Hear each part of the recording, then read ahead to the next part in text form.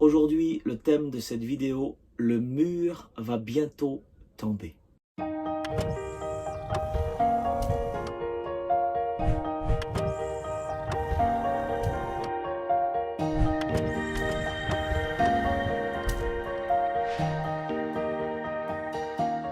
Bonjour à tous, que Dieu vous bénisse, c'est votre frère en Christ, Mathieu Roussalino.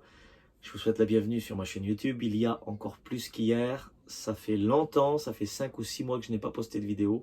Soyez pas en colère dans les commentaires, mais au contraire, encouragez-moi. J'ai pas fermé la porte définitivement il y a encore plus qu'hier.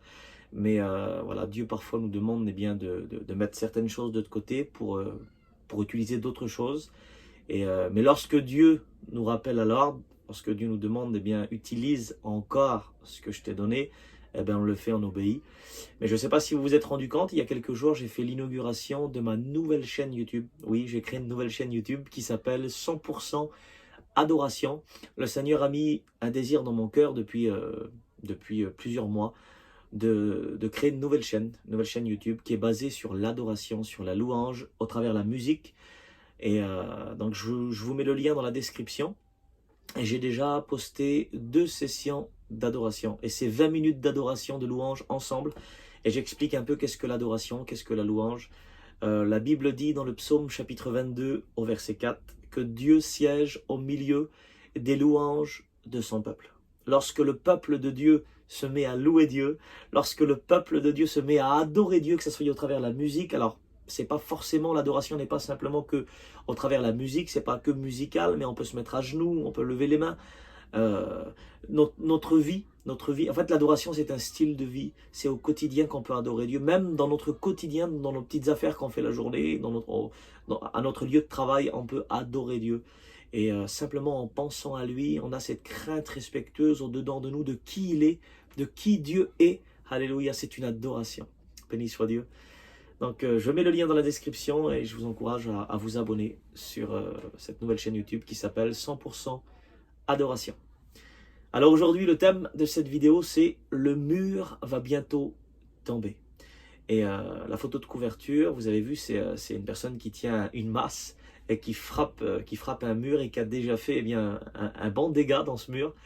Et au sens spirituel, il y a des murs dans notre vie qu'il va falloir frapper plusieurs fois pour que ça puisse tomber, pour expérimenter une percée spirituelle. Et je ne sais pas depuis combien de temps tu es en train de frapper un mur, ça soit, je ne sais pas, chacun a ses combats.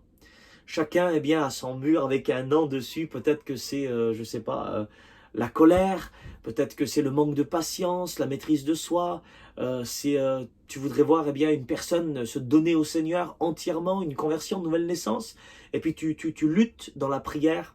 Tu luttes dans le jeûne. Le jeûne, c'est vraiment une puissance, un moyen d'obtenir plus de puissance de la part du Seigneur.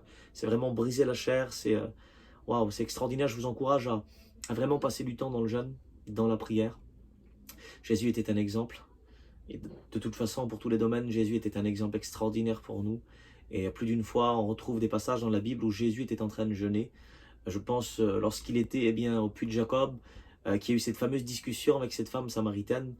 Et les disciples viennent, ils avaient été chercher à manger, et puis ils sont étonnés, mais est-ce que quelqu'un lui a apporté à manger, etc. Puis lui, Jésus va dire, j'ai une nourriture que vous ne connaissez pas, c'est de faire la volonté de mon Père.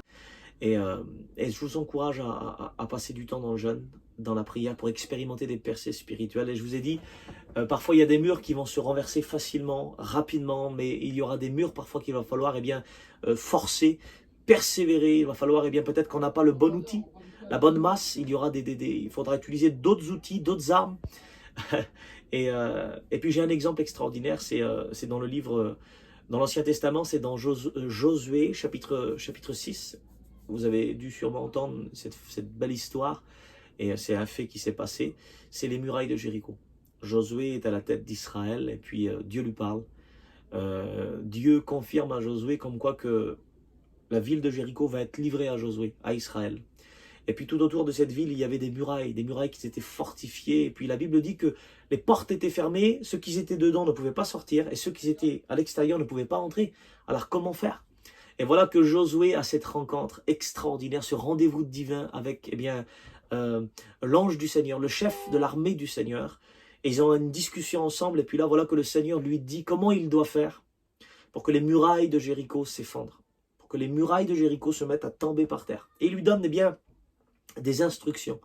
Et voilà que Josué, alléluia, il prend ces instructions. Que c'est beau, mes amis, lorsqu'un homme, une femme s'humilie devant Dieu, et puis accepte de ne plus faire à sa façon, mais de faire à la façon de Dieu. Souvenez-vous ce que Jésus a dit dans le jardin de Gethsémanée, lorsqu'il était en agonie, en train d'intercéder pour nous, pour l'humanité tout entière. Il y avait, eh bien, une puissance des ténèbres. J'ai écouté une fois un homme dire ça en prêchant, je ne sais plus son nom, le nom de ce prédicateur, mais il disait comme quoi que c'est une pensée qu'il a eue. Il disait à ce moment-là, il dit j'en suis sûr, il dit que quand Jésus était en agonie dans le jardin de Gethsémanée en train d'intercéder pour l'humanité tout entière, et puis il voyait la croix dans son esprit, il voyait les souffrances qui allaient venir, et puis cet homme-là, eh bien, je l'écoutais dire que à ce moment-là, sur toute la terre complète, il ne devait plus avoir, eh bien, un centimètre carré de ténèbres, de démons. Tout était là-bas dans le jardin de Gethsémanée en train d'oppresser Jésus. Wow, quel combat que Jésus a dû mener, quel combat. Et puis, effectivement, Jésus a dit dans le jardin de Gethsémanée, non pas ma volonté. Parce qu'il a dit, si c'est possible, mon Dieu, éloigne cette coupe de moi, mais il s'est repris. Il a dit non pas ce que je veux, mais ce que toi tu veux. Non pas ma volonté, mais ta volonté à toi. Alors il serait bon aujourd'hui, mon ami, toi qui regardes cette vidéo, de t'humilier devant Dieu et puis d'arrêter de combattre à ta façon, d'arrêter de frapper ce mur comme toi tu veux, avec les outils que tu veux. Le Seigneur, j'en suis sûr qu'il t'a parlé dans ton cœur par le moyen du Saint-Esprit, que ça soit au travers un chant, au travers un témoignage, une expérience que tu as écoutée, au travers une prédication, au travers un temps de prière. Le Saint-Esprit t'a parlé, le Seigneur s'est adressé à toi, et peut-être que tu n'as pas écouté jusqu'à l'heure actuelle. Ou tu ne sais pas comment faire alors, peut-être. Eh bien, je t'encourage eh bien, à te mettre à genoux, si tu veux, ou même t'asseoir tout simplement chez toi, et puis prendre un temps tout seul entre toi et Dieu, et puis de demander, Seigneur, comment dois-je faire? Qu'est-ce que je dois faire pour que ce mur puisse s'effondrer là? Je frappe depuis je ne sais pas combien de temps, puis il ne s'est pas effondré. Qu'est-ce que je dois faire? Et puis là, le Seigneur va commencer à te parler. Et de même que le Seigneur a parlé à Josué. Il lui a dit, vous allez tourner eh bien, pendant 6 jours autour de la muraille, une fois par jour pendant 6 jours. Avec eh bien, plein de personnes différentes. Il y avait l'arche de l'Alliance qui était portée par des Lévites, je crois. Il y avait des sacrificateurs eh bien, qui avaient des cornes de bélier, des trompettes. Ils devaient sonner de la trompette et pendant 6 jours, une fois par jour. Et au bout du 7e jour, la Bible nous dit que les conseils que Josué a reçus, c'était que le 7e jour, là, Josué et Israël devaient tourner 7 fois. Le 7e jour, 7 fois. C'était le jour le plus difficile. Et quand ils avaient tourné 7 fois, le 7e jour, ils devaient eh bien, sonner de la trompette et ils devaient crier très très fort et les murailles devaient s'effondrer. Et c'est pour vous dire, eh bien, à la fin de l'histoire, que ça s'est passé comme ça. Les murailles se sont effondrées. Mais j'aimerais vous dire que, eh bien, il y avait un combat dans le visible, mais le combat le plus important, c'était le combat dans l'invisible. Parce que vous croyez que l'ange du Seigneur se déplace comme ça? Vous croyez que dans le monde spirituel invisible, il n'y a pas des combats? Il y a une guerre constante entre la puissance de Dieu et la puissance du diable. Il y a une lutte acharnée entre les anges de Dieu et les démons et Satan. Alors, eh bien, pendant que tu combats dans le visible, il y a un combat qui se fait dans l'invisible. Et j'avais prêché une fois, et puis le thème de la prédication, c'était d'abord l'invisible, après le visible. Aujourd'hui, beaucoup trop de personnes veulent voir du résultat dans le visible. Ils veulent voir des personnes qui se convertissent. Ils veulent voir des personnes qui sont sorties de la maison de Dieu revenir dans la maison. Il y a des gens qui veulent eh bien, que les réunions soient eh bien, remplies de la puissance du Saint-Esprit, qu'il y a des baptêmes dans le Saint-Esprit, des renouvellements dans le parler en langue, des danses spirituelles, de donner des cadeaux. Mais ces personnes-là travaillent dans le visible premièrement. Et après, ils se disent, bon, ben, peut-être l'invisible. Non, sens contraire, c'est d'abord l'invisible. D'abord, c'est t'humilier chez toi. Le brisement de la chair, Seigneur, je répands mon âme devant toi. Passe du temps dans la prière, dans le jeûne, dans la méditation, dans la visite aussi. Alléluia, vois tes frères, tes sœurs. Alléluia. Il y a des temps de prière avec, la Bible dit qu'il est bon, qu'il est haut, qu'il est doux et agréable pour des frères et sœurs de demeurer ensemble. Alléluia. C'est là que Dieu envoie sa bénédiction. Il y a tout un tas de choses à faire déjà dans l'invisible, au niveau spirituel, surnaturel. Alléluia. Et après, dans le visible, nous allons voir du résultat. Donc, voilà le message que j'avais à vous donner de la part du Seigneur. Le mur va bientôt tomber et vraiment je le déclare par la foi que le mur qui t'empêche d'avancer, qui bloque la bénédiction que tu attends est sur le point de tomber. Mais fais ce que Dieu te demande de faire. Alléluia.